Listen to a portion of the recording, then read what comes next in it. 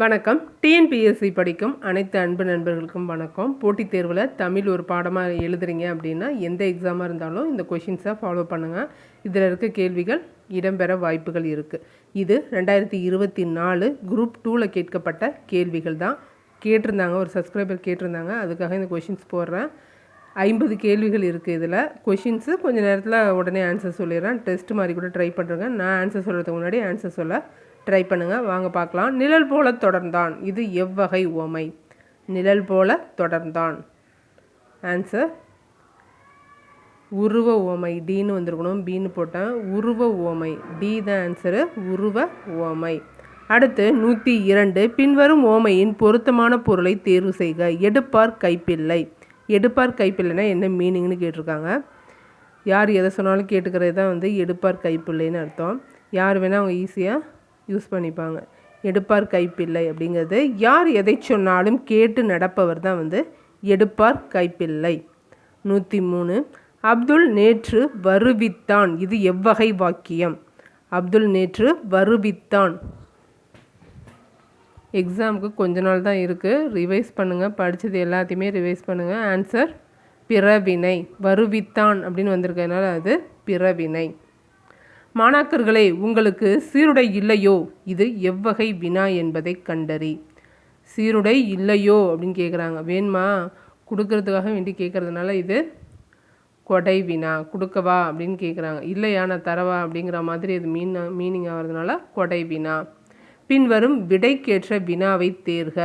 பரிவாதினி என்னும் வீணை பல்லவ மன்னன் மகேந்திரவர்மன் காலத்தில் இருந்ததாக கூறப்படுகிறது. இதுதான் விடை. இதுக்கான வினா எதுன்னு தேர்வு செய்யணும். பல்லவ மன்னன் மகேந்திரவர்மன் காலத்தில் இருந்ததாக கூறப்படும் வீணை எது? டி தான் ஆன்சர். பின்வரும் சொல்லின் இலக்கண குறிப்பு கூறுக. உணர்த்தினேன், இதோட இலக்கண குறிப்பு நேன் அப்படின்னு வந்திருக்கு, அதனால் தன்மை. உணர்த்தினேன், வினை முடிஞ்சிருச்சு, அதனால் தன்மை ஒருமை வினைமுற்று. 107. முழுமையான தொடர் அமைப்பினை குறிப்பிடுக. முறையாக எது இருக்குது அப்படின்னு கேட்டிருக்காங்க. கரெக்டான தொடரை சொல்லணும். தமிழர்களோட வீர விளையாட்டு தொன்மையான ஏறு தழுவுதல்.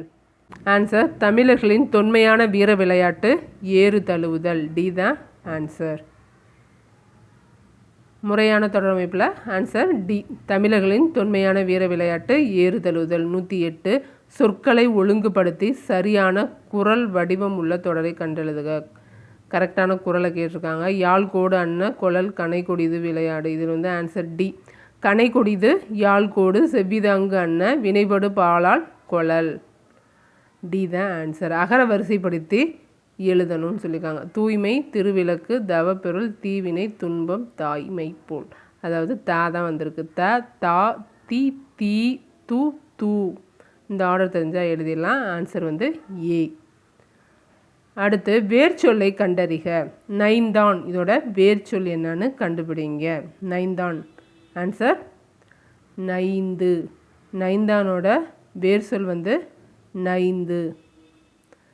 அடுத்து 111. படி என்னும் சொல்லின் வேர்ச்சொல்லின் தன்மை ஒருமை எதிர்காலம் காட்டும் வினைமுற்று என்னன்னு கேட்டிருக்காங்க. எதிர்காலத்தை அந்த வார்த்தை சொல்லணும். அப்படி இருக்கிறது தான் அதுக்கு ஆன்சராக வரும். வினையும் முடிஞ்சிருக்கணும். படிப்பேன் அப்படிங்கிறது தான் எதிர்காலம். 112. சரியான பொருள் தரும் ஓரெழுத்து ஒரு மொழியை கூறுக. தே அப்படின்னா தேடுதல் கிடையாது, ஏன்னா ஏமாற்றமும் கிடையாது.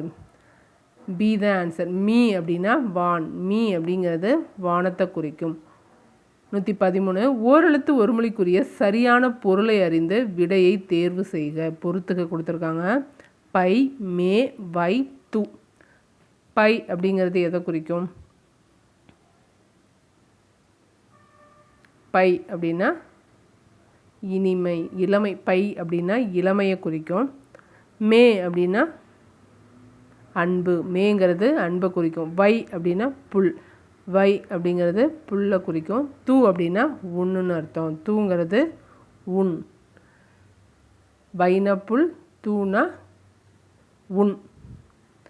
அடுத்து பின்வரும் ஆங்கில சொல்லுக்கு இணையான தமிழ் சொல்லை தெரிவு செய்க. ரினான்சன் அப்படின்னா என்ன? ஆன்சர் கண்டுபிடிங்க. ரினான்சன் அப்படிங்கிறது ஆன்சர் சி, மறுமலர்ச்சி. பிழையான இணையை கண்டறிக. இந்த மரபு தொடரில் எது பிழையாக இருக்குது அப்படின்னு கேட்டிருக்காங்க. கல்லில் நார் உரித்தல் அப்படின்னா ஆராய்ந்து பாராமல்.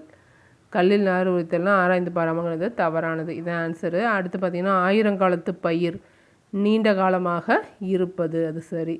காணல் நீர் அப்படின்னா இல்லாத ஒன்று. கம்பி நீட்டுதல் அப்படின்னா விரைந்து வெளியேறுதல், இதெல்லாம் சரியானவை. சந்திப்பிழையற்ற தொடரை எழுதுக.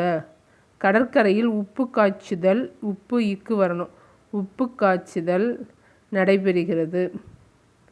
மலைப்பகுதிகளில் இப்பு வரணும். மலைப்பயிர்களுக்கு நிலப்பகுதியில் உழவு தொழிலும் நடைபெறுகிறது. கரெக்டாக எல்லா ஒற்றெழுத்தும் இருக்கான்னு செக் பண்ணிவிட்டு ஆன்சர் பண்ணணும். தவறான இணையை கண்டறிக. தவறான இணை சரியானது கேட்கல. பன்னகம்னா பாம்பு, நகம் அப்படின்னா மலை, ஹெந்தம் அப்படின்னா பற்கள். இதெல்லாம் தெரிஞ்சால் தான் நீங்கள் ஆன்சர் பண்ண முடியும். தவறான இணை முரணி உடன்பட்டு. உடன்பட்டுனா ஓகேன்னு சொல்கிறது, முரணின்னா ஆப்போசிட், ஒத்துக்காமல் இருக்கிறது. அதனால் தவறான இணை வந்து ஏ, முரணி உடன்பட்டு.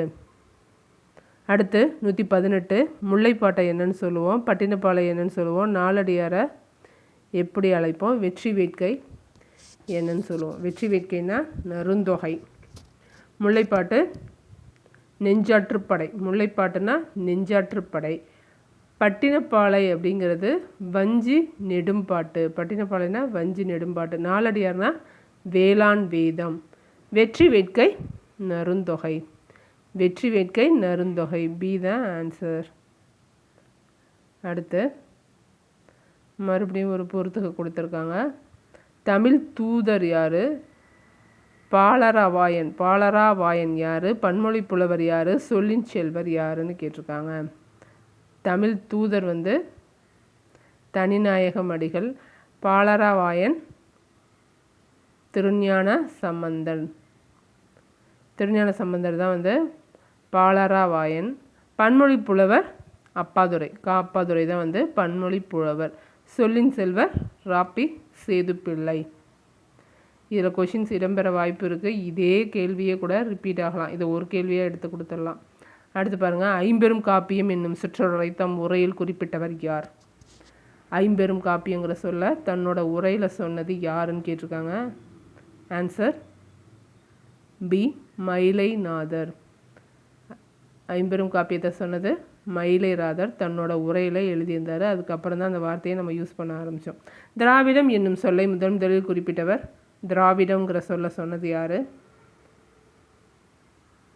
குமரில பட்டர். ஆன்சர் பி, குமரில பட்டர் தான் வந்து திராவிடம் அப்படிங்கிற சொல்ல முதல்ல கூறினார். அடுத்து நாயக்கர் கால சிற்பக்கலைக்கு எடுத்துக்காட்டாக திகழ்வது? நாயக்கர் கால சிற்பக்கலைக்கு ராமேஸ்வரம் பெருங்கோயில். ராமேஸ்வரம். தேவதுந்துபிங்கிறது எந்த ஆட்டத்துக்குரிய இசைக்கருவி? தேவதுந்துபி தேவராட்டம். தேவர்னு வருது அதிலே, அதை வச்சு ஆன்சர் பண்ணிடுங்க. புனலிடை மூழ்கி பொழிலிடை உளவி பொன்னின் இலையும் துகிலும் பூண்டு கனிமொழி பேசி நீ கழித்திருக்கும் காட்சியினை கண்டு மகிழ்வு பெறும் நிலையிலே இருந்தேன் என்று தம்பிக்கு கடிதம் எழுதியவர் யார்? பேரறிஞர் அண்ணா. இது ஓல்டு புக்கு, தமிழ் ஓல்டு புக்கில் இருக்கும், அதை அப்படியே எடுத்து கொடுத்துட்டாங்க. தம்பிக்கு அப்படின்னு சொல்லி இந்த லெட்ரு வரும். அடுத்து 125 குமரி கண்ட நோய்க்கு குமரி கொடு. இத்தொடரில் குமரி என்று எந்த மூலிகையை சொல்கிறாங்க? குமரின்னு கற்றாழை தான் சொல்லுவாங்க, குப்பைமேனி கிடையாது, கற்றாழை.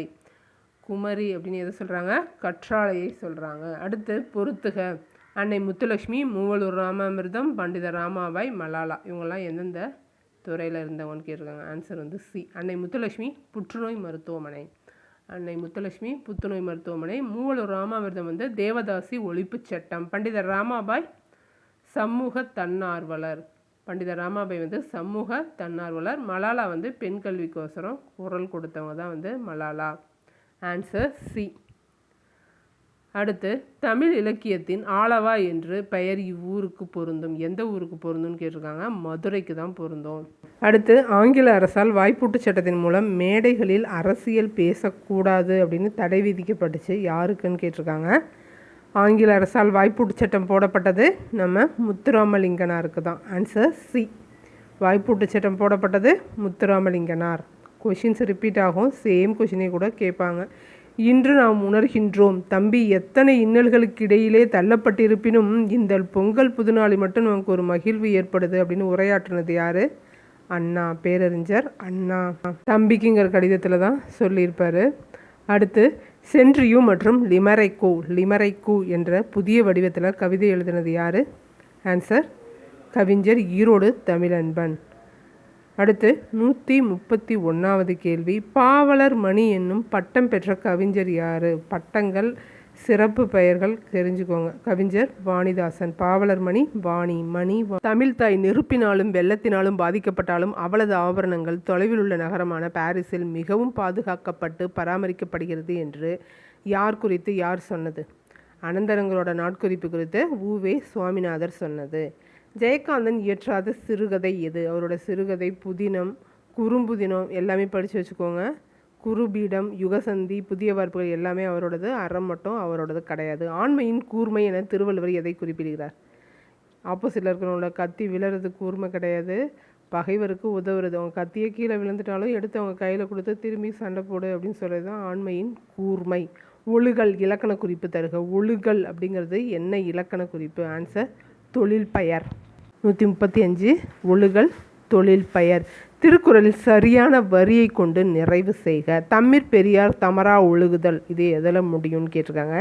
தம்மிற் பெரியார் தமரா ஒழுகுதல். திருக்குறள் படித்தா வாழ்க்கையே மாறும். பாருங்கள், ஒரு கொஷினில் உங்கள் லைஃபே மாறும். வன்மையுள் எல்லாம் தலை. அடுத்து 137 கும்பகர்ணனை எழுப்பும் காட்சியை கண்முன் நிறுத்தும் சந்தம் எது? கம்பராமாயணத்தில் கும்பகர்ணனை எழுப்புறதுக்கு என்ன சந்தம் அப்படின்னு கேட்டிருக்காங்க. வில்லை மாறி மாறி எய்துவதா, மேகங்கள் ஒன்று. இது படித்தாலே சொல்லலாம். உலக்கையால் மாறி மாறி இடிக்கும் ஒத்த ஓசை. Answer C. அடுத்து பின்வரும் பாடல் எந்த படிம வகையை சார்ந்தது என்பதை கண்டறிக. யானை தன் வாய் நிறை கொண்டு வலிதேம்பும் தடக்கை குன்றுபுகு பாம்பின் தோன்றும். ஆன்சர் மெய்ப்படிமம். அடுத்து கலித்தொகையில் முல்லைத்திணைக்குரிய பாடல்களை இயற்றியது யாருன்னு கேட்டிருக்காங்க. சோழன் நல்லுந்திரன். பி தான் ஆன்சரு. முல்லைத்திணைப்பானது சோழன் நல்லுந்திரன். சிதவல், இச்சொல்லின் பொருள். சிதவல் என்பதன் பொருள் என்ன? நிறைய சொற்பொருள் படிச்சுக்கணும். தலைப்பாகை. சிதவல்ங்கிறது தலைப்பாகை. 5 கேள்விகள் வரைக்கும் சொல் பொருளை வச்சே கேட்குறாங்க. சீராபுராணம் இவருடைய உதவியால் நிறைவு பெற்றது. சீராபுராணம் யாரோட உதவியால் நிறைவு பெற்றது? அப்துல் காசிம் உதவியால் நிறைவு பெற்றது. 2 அடிகள் கொண்டு எதால் தொகுக்கப்படும் செய்யுள் வகை கண்ணி? மோனையா எதுகையா? எதுகை. அடுத்து பாருங்கள், பொறுத்துக்க 5 கேள்வி கொடுத்துட்டாங்க. ரொம்ப நல்லவங்க. முன்னால் 4 கொடுத்துட்டு இருந்தாங்க, இப்போ 5 தெரிஞ்சாதான் ஒரு மார்க் கிடைக்கும். 5 வார்த்தைகள் தெரியணும். ஏதான் ஆன்சரு. விசும்புனா வானம், துளை அப்படின்னா துலாக்கோல், துளைனா துலாக்கோல், கனல் அப்படின்னா நெருப்பு, களிறுனா யானை, மறுப்பு அப்படின்னா தந்தம். களிறுனா யானை, மறுப்புனா தந்தம். அப்படி லைஸ்ட்டாக ஒரு வார்த்தையை சேர்த்துட்டாங்க. 5 கொடுக்குறாங்க. கீர்த்தனை டேஷ் வகைகளுள் ஒன்றாகும். கீர்த்தனை எந்த வகைகளில் ஒன்று? சிற்றிலக்கிய வகைகளில் ஒன்று தான் கீர்த்தனை. தெம்மாங்கு பிரித்து எழுதுக. தெம்மாங்கு பிரித்து எழுதுக. தேன் ப்ளஸ் பாங்கு தான் தெம்மாங்கு.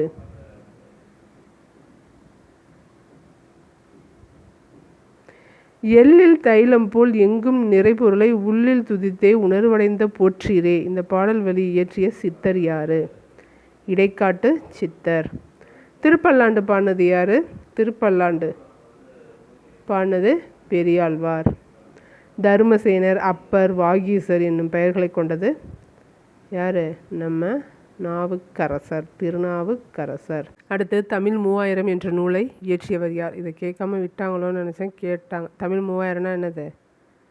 திருமந்திரம். திருமந்திரம் எழுதுனது யார்? Answer D, Thirumoolar. திருமந்திரம் எழுதுனது திருமூலர். காரிகை கற்று கவி பாடுவதிலும் பேரிகை கொட்டி பிழைப்பது மேல். இத்தொடர் உணர்த்துவது? காரிகை கற்று கவி பாடுவது அப்படின்னா கவிதை எழுதுவது அரிதுன்னு சொல்லுது இந்த வரிகள். படிச்சுக்கோங்க. இதே கொஷின்ஸே கூட ரிப்பீட் ஆகும். இப்போ இந்த 50 கேள்விகளே நிறைய கேள்வி ரிப்பீட் ஆகிருக்கு. தொடர்ந்து படிங்க, கண்டிப்பாக ஜெயிக்கலாம். நன்றி, வணக்கம்.